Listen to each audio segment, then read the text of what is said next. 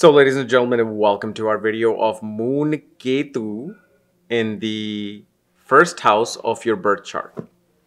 As in, what happens when Moon and Ketu is in the first house. And as always, if you do not know, if you have this particular position, what sign it's in, what nakshatra it's in, along with all your astrological details, check out the links here, KRSchannel.com, where you'll find my books, reports, consultations, and link to my academy, Magha Vedic Astrology Academy, where you will find the most demanded course, which is Vastu Self-Help, and of course my Nandinari course. So Moon Ketu in the ascendant. Okay, very interesting placement with Moon and Ketu. Lot of things can be seen. So the very first thing that we see here is that mother will have a very dominating effect in your life. Dominating as in that either you have to do what the mother said, or there will be then this tug of war. And I'm talking about only Moon Ketu. Because like, for example, if you have Moon Ketu Jupiter in this particular angle, then mother could be very dharmic. Will love taking dharmic trips. But here we're talking about just Moon and Ketu. So you got to understand there's going to be these differentiations, because each planet is like an ingredient onto a house. House is like a bowl, and you're putting these different ingredients in to cook something, right? That's your karmic destiny. So that's one of the things that we see, and especially this individual will have to, their life is built upon the stubbornness of the mother. And because remember, we take on the qualities of our mother, just like we take the qualities of our father. No matter what, you cannot escape how your parents were. You may not be 100% as your parent, but you'll have that 30-40% resonance in there that will come out time to time. So usually you will see this person, that not only this person themselves become very stubborn in their way. This person, without a thought, can insult someone and not even realize they just insulted them, or said something that just should not be said in a certain setting. That's what happens.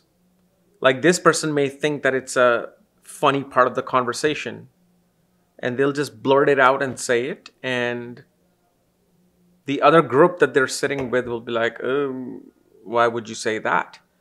And this is something and if somebody points them out, that, you should not have said this. Why would you say this? You don't say these things in front of people. And they'll start defending their idea as to why they said that. So sometimes it can become a no-win situation, especially when there's not influence of other planets that can alter this.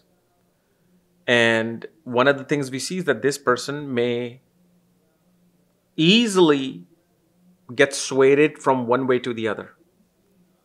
Different people may sway this person. I think you should do this, this.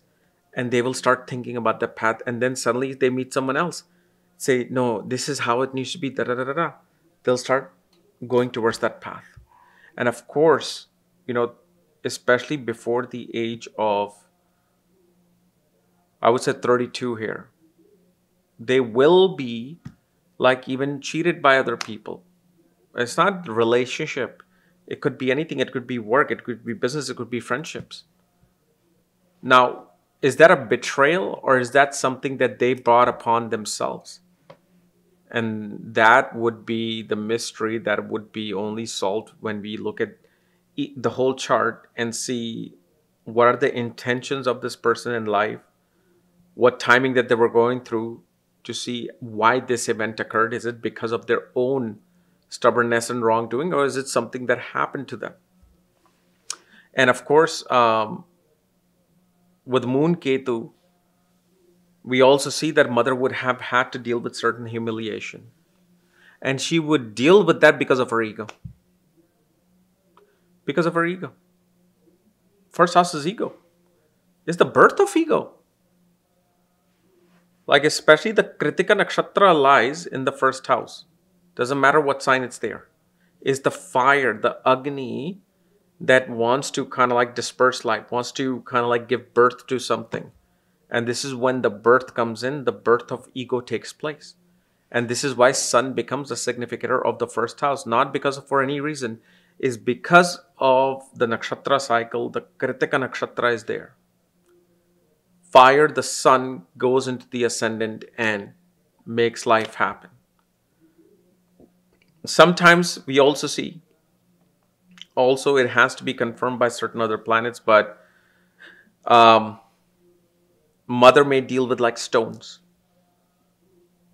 in her body, or even if, for example, if moon Ketu Mars is there, definitely like piles, or what do you call hemorrhoids. Hemorrhoids can occur early in life for this particular individual.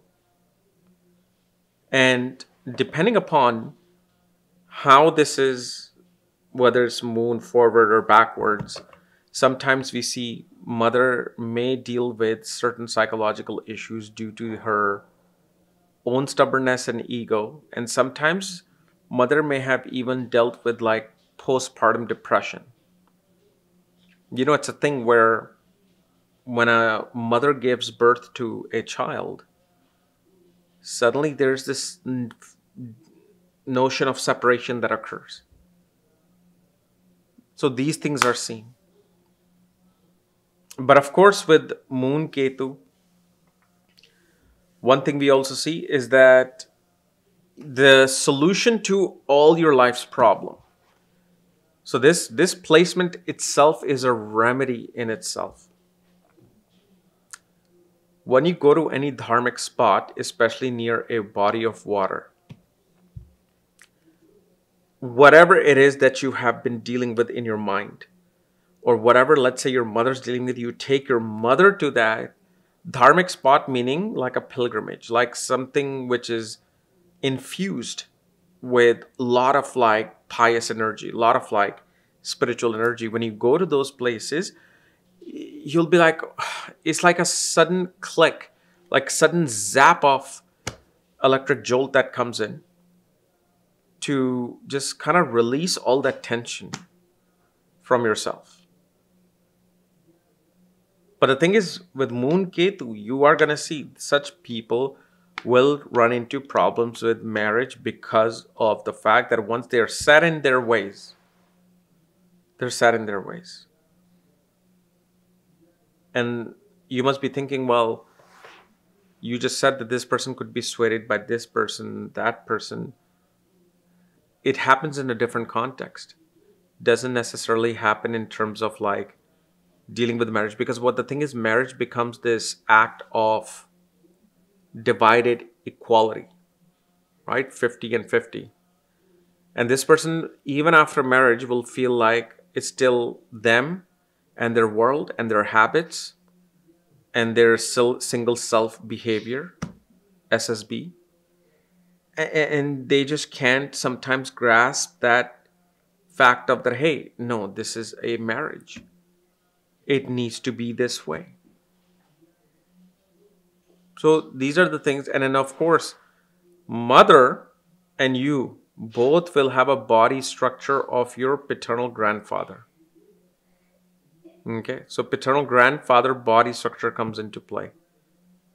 And whatever the life of, especially because it's in the ascendant, it won't be with the every other house. There will be a very similar pattern to paternal or maternal grandfather and your life in this particular case. Okay. So, and there's a lot more things that I just don't want to discuss here on this open platform. So anyway, guys, this was my analysis of Moon Ketu in the first house of your birth chart. As always, if you're new to my channel, subscribe below. And if you want to know where your Moon and Ketu are placed, along with all your astrological details, check out the links here. And also subscribe to me on Rumble, Rumble, Rumble. I'm there, I've been there. And I think one thing I would say, anybody who is an astrologer should be there. I want all the astrologers to be there. Trust me on that. Okay? Talk to you later. Bye-bye.